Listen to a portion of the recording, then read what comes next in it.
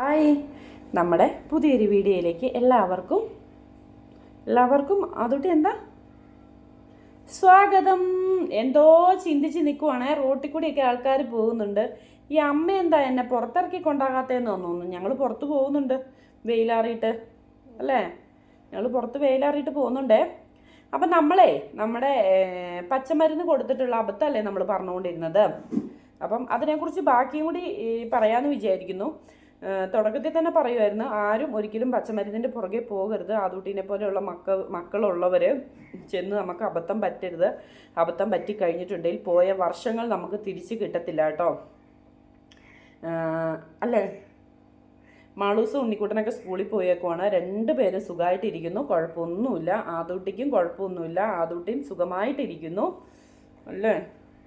പിന്നെ ഈ ചിരിക്കാതിരിക്കുന്നതിൻ്റെ കാരണം റോട്ടിൽ കൂടി ആൾക്കാരൊക്കെ പോകുന്നുണ്ട്. അപ്പം ഞങ്ങൾക്കും പോകണമെന്നേ പുറത്തേക്ക്, അതുകൊണ്ടാണ്. അപ്പം നമ്മൾ പറഞ്ഞു നിർത്തിയത് കരുനാഗപ്പള്ളിയിൽ നമ്മൾ കരുനാഗപ്പള്ളിയിലെത്തി. ആദൂട്ടിക്ക് ഫ്രിഡ്ജിൽ മരുന്നൊക്കെ വെച്ച്, ഞാൻ പറഞ്ഞില്ലേ, ഒരു വെള്ള പേപ്പർ കേട്ടോ, ഒരു വെള്ള പൊതിയിലായിരുന്നു മരുന്ന് ഒരു ടിന്നിൽ ഇങ്ങനെ അടച്ച് വെച്ചിട്ട് വെള്ള പൊതിയിലായിരുന്നു. ഞാൻ നിധി പോലെ കൊണ്ടേ നടക്കുന്നു. നിധീനൊക്കെ എടുത്ത് ഫ്രിഡ്ജിൽ വെക്കുന്നു. ആദൂട്ടിക്ക് മീനും ഇറച്ചിയും പരിപൂർണമായിട്ട് ഒഴിവാക്കി. മറ്റേ റാഗീൻ്റെ മാത്രമാക്കി. പിന്നെ ചാമയേരി 5 കിലോ, തേന, അങ്ങനത്തെ എന്തൊക്കെയോ അരി കേട്ടോ. ഇവിടുന്ന് 5 കിലോ വീതം ഞാൻ മേടിച്ചിട്ട് പോകുന്നു. പിന്നെ 3 മാസം കൂടുമ്പോൾ ചെക്കപ്പിന് വരണം. കരുനാഗപ്പള്ളിയിൽ നിന്ന് വണ്ടി വിളിച്ച് നമ്മൾ ചെക്കപ്പിന് വരുവാണ്. ഫിസിയോതെറാപ്പിക്ക് അന്നേരം അങ്ങ് നിർത്തി കേട്ടോ. പിന്നെ നമുക്ക് വൈദ്യനായി നമ്മുടെ ദൈവം. പിന്നെ വൈദ്യനായി നമ്മുടെ ദൈവം. പക്ഷെ ആദൂട്ടിയുടെ കഴുത്ത് നന്നായിട്ട് ഫിസിയോതെറാപ്പി ചെയ്ത് ഉറച്ച് വന്നതായിരുന്നു കേട്ടോ. വൈദ്യനായി ദൈവം. പിന്നെ ഞങ്ങൾ വരുവാണ്. ഇപ്പോൾ ഇവിടെ വന്ന് മരുന്ന് മേടിച്ചപ്പോൾ റാഗി മാത്രം ഞാൻ രാവിലെ ആദൂട്ടിക്ക് റാഗി കുറുക്കി വയ്ക്കും. രാവിലെ അത് കൊടുക്കും. അതിൻ്റെ കൂടെ ഉച്ചയ്ക്കത്തെ മരുന്ന് കൊടുക്കും. ഉച്ചയ്ക്ക് റാഗി കൊടുക്കും. പിന്നെ ഡോക്ടർ പറഞ്ഞതുകൊണ്ട് രാവിലെ റാഗി മരുന്ന് നമ്മൾ ഒഴിവാക്കി. പിന്നെ ഫിറ്റ്സിൻ്റെ മരുന്ന് മാത്രം പോകും. ഞാൻ കാണിച്ച വലിയൊരു മണ്ടത്തരമാണ് കേട്ടോ. പനിയുള്ളപ്പോൾ ഇടാൻ പറ്റിയല്ല, ജലദോഷമുള്ളപ്പോൾ അത് തലയിൽ ഇടാൻ പറ്റിയല്ല. ഞാൻ ഓർക്കുവേ, എൻ്റെ ദൈവമേ, എന്ത് കണ്ടിട്ടാണ് ഫിറ്റ്സിൻ്റെ മരുന്ന് വരെ ഞാൻ ഒഴിവാക്കി കേട്ടോ. അപ്പോഴൊക്കെ ഞാൻ പിന്നെ എനിക്ക് തോന്നി, ഞാൻ ചെയ്ത വലിയ തെറ്റാണ്. ഫിറ്റ്സിൻ്റെ മരുന്ന് ഒഴിവാക്കി അതൊക്കെ ഞാൻ ചെയ്തു. കാരണം നമ്മൾ ഇതിലേക്ക് പൂർണ്ണമായി വിശ്വസിക്കുകയാണ് കേട്ടോ. പിന്നെ നമ്മൾ 3-ാം മാസത്തിൽ വന്നു. അങ്ങനെ ഞാൻ ഈ മരുന്ന് തേച്ചിട്ട് നമ്മളൊരു 2-2.5 കൊല്ലം അങ്ങ് പോയി കേട്ടോ. ആ 2.5 കൊല്ലം എന്ന് പറഞ്ഞിട്ടുണ്ടെങ്കിൽ നമുക്കൊരിക്കലും തിരിച്ച് കിട്ടിയല്ല. ആ 2.5 കൊല്ലം കൊണ്ട് നല്ല തടിച്ച് വണ്ണം വെച്ചിരുന്ന നമ്മുടെ കുഞ്ഞുവാവയുടെ കോലം ദേ ഇങ്ങനെ മെലിഞ്ഞായി. പിന്നെ എൻ്റെ മനസ്സിൽ തന്നെ എനിക്ക് തോന്നാൻ തുടങ്ങി കേട്ടോ, ഇത് ശരിയാവുന്നില്ലല്ലോ, ഇതെന്താണ് ഇങ്ങനെയെന്നൊക്കെ എനിക്ക് എൻ്റെ മനസ്സിൽ തന്നെ തോന്നാൻ തുടങ്ങി. ചെറിയൊരു മാറ്റം പോലും ഇല്ല. പിന്നെ 2 സൈസ് എണ്ണ തരും കേട്ടോ. ചെറിയ കുപ്പിയിലുള്ള 2 സൈസ് എണ്ണ തരും. ഈ 2 എണ്ണയും കൂടി മിക്സ് ആക്കിയിട്ട് മേത്ത് തേച്ച് കിടത്തണം അരമണിക്കൂർ. ഈ മരുന്ന് അരമണിക്കൂർ തേക്കണം. അങ്ങനെ എനിക്ക് പിന്നെ ആയപ്പോൾ എനിക്ക് ഭയങ്കര വിഷമം കേട്ടോ. എനിക്കിപ്പോൾ ആരോടും പറയാനും പറ്റിയില്ല. കാരണം ഞാൻ സ്വന്തമായിട്ട് എടുത്തിട്ട് തീരുമാനമാണ്. എനിക്ക് ആരോടും ഒന്നും പറയാനും പറ്റുന്നില്ല. അങ്ങനെ ഒരു വിഷമത്തിലേക്ക് ഞാൻ പോയി. ദൈവമേ, കുഞ്ഞിന് മാറ്റവും വരുന്നില്ല.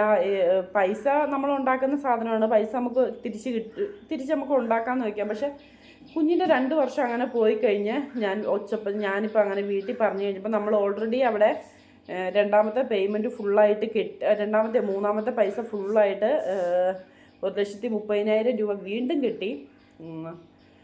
അപ്പോൾ ഇതിനകത്ത് നമുക്ക് കുറച്ച് ഗ്രൂപ്പുകളുണ്ട് കേട്ടോ.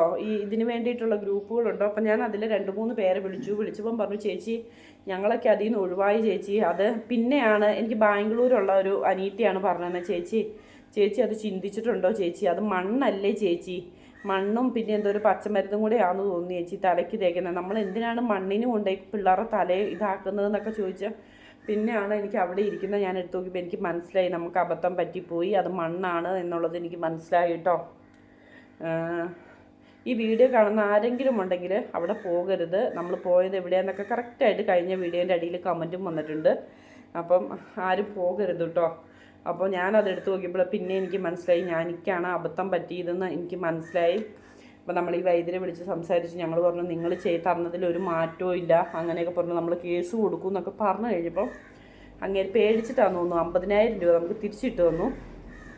50,000 രൂപ നമ്മൾ ബാലൻസ് കഴിച്ചിട്ട് മരുന്നിൻ്റെ പൈസ ബാലൻസ് കഴിച്ചിട്ടുള്ളത് നമുക്ക് തിരിച്ചിട്ട് തന്നു കേട്ടോ.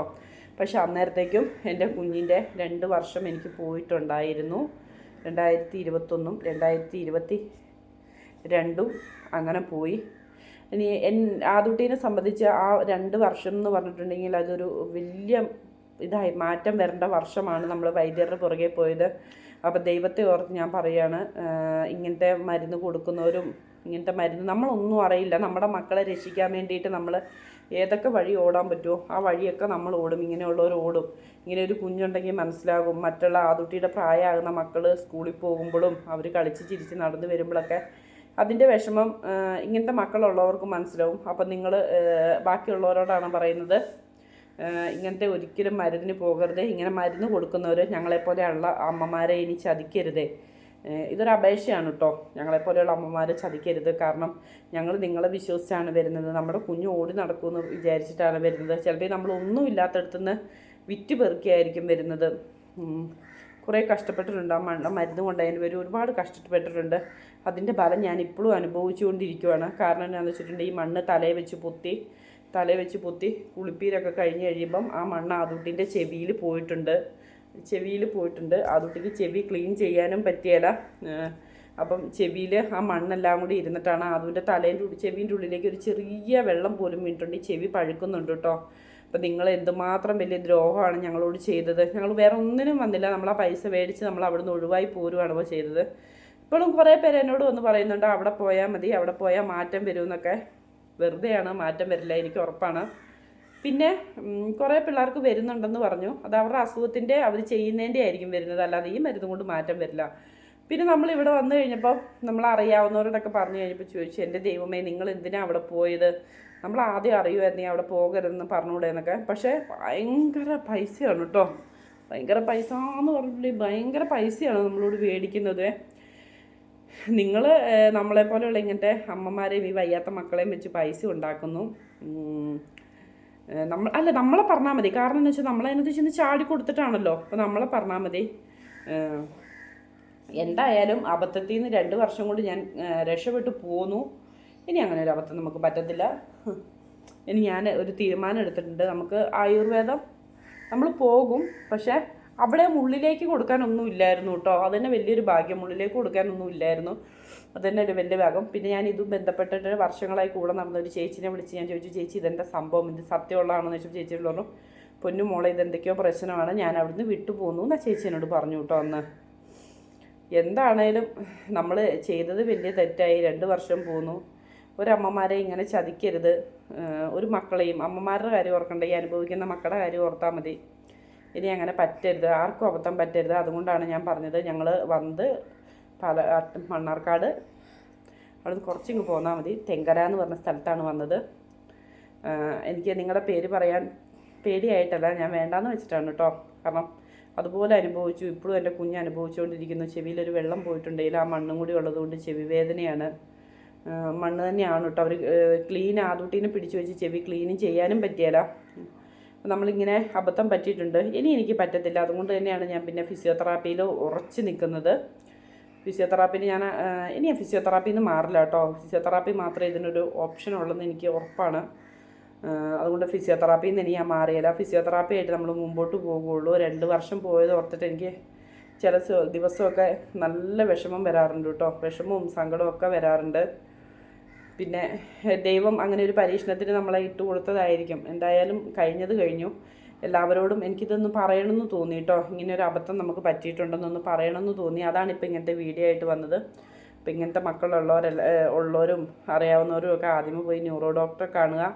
പിന്നെ അതിന് വേണ്ട മരുന്ന് ചെയ്യുക, അതിന് വേണ്ട ഫിസിയോതെറാപ്പി ചെയ്യുക, കാര്യങ്ങൾ ചെയ്യുക. അല്ലാതെ പച്ചമരുന്നിൻ്റെ പുറകെ ആരും പോകരുത്.